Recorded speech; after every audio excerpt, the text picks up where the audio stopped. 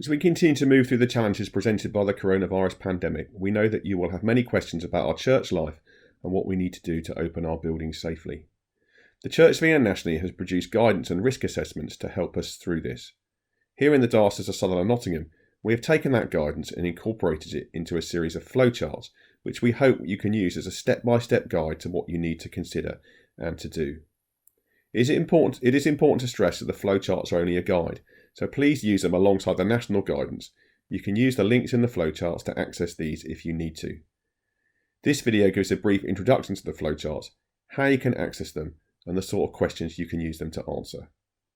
The national guidance can change quite quickly, so if you find any links that are no longer working, or if you have any further questions, please do get in touch with me at mark.adams@southall.anglican.org. So here we are at the Darson homepage, which of course you can get to by going to southall.anglican.org. And if you click on this box that says Coronavirus Update, that takes you through to this page. And on the right hand side, you've got Coronavirus Risk Management Flowcharts. Click on the flowchart picture there. Take you into the flowchart system. And this is a kind of contents page.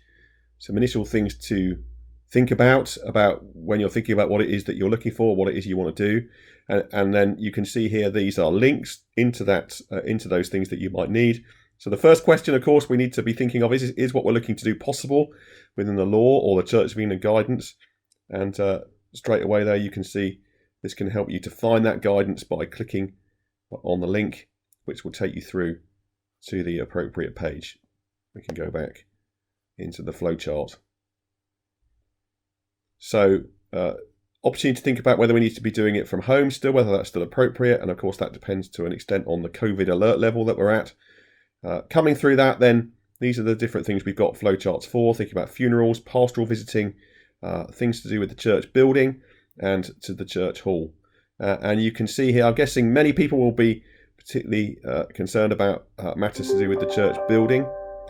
So we're going to click on that one. Particularly perhaps if you're thinking about the church being open for private prayer. And here we need to zoom in on a little bit. This is you may need to do that within your browser. And so as we scroll down, you can see, is this the first time you've been in the building since lockdown? If it is, there's some things you need to think about as you access it for the first time, whatever else you're then planning to do. Continuing on, you can see there's different sections here for streaming, for contractors being in the building, for the church being open for private prayer. And I guess maybe that's what a lot of people are looking at. You can see we're expecting that from next week as I'm recording this. So that's all the different things that you need to think about out of the guidance and out of the risk assessment template.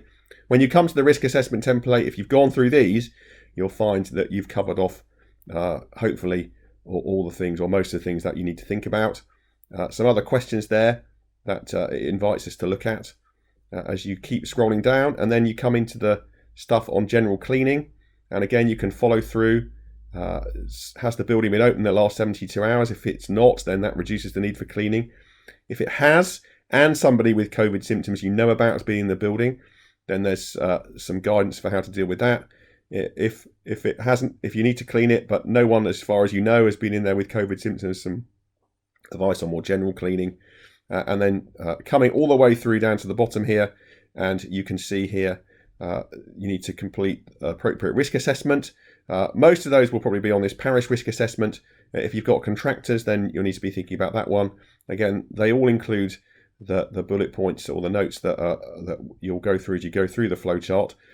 When you come to the parish risk, you can download that from here, and here you can see it. And as you look through that, you'll see most of the things will correspond to what's already in the flowchart that you've looked at.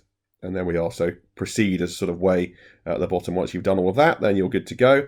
If you feel you can't identify and manage the risk correctly, then do not proceed. So we hope that's helpful in terms of helping to guide you through. If you then want to come back up to the top again, and you can see there's a thing here that says back to contents, and that will take you back to this page where you can see and get back into the other things that the flowchart can hopefully guide you through.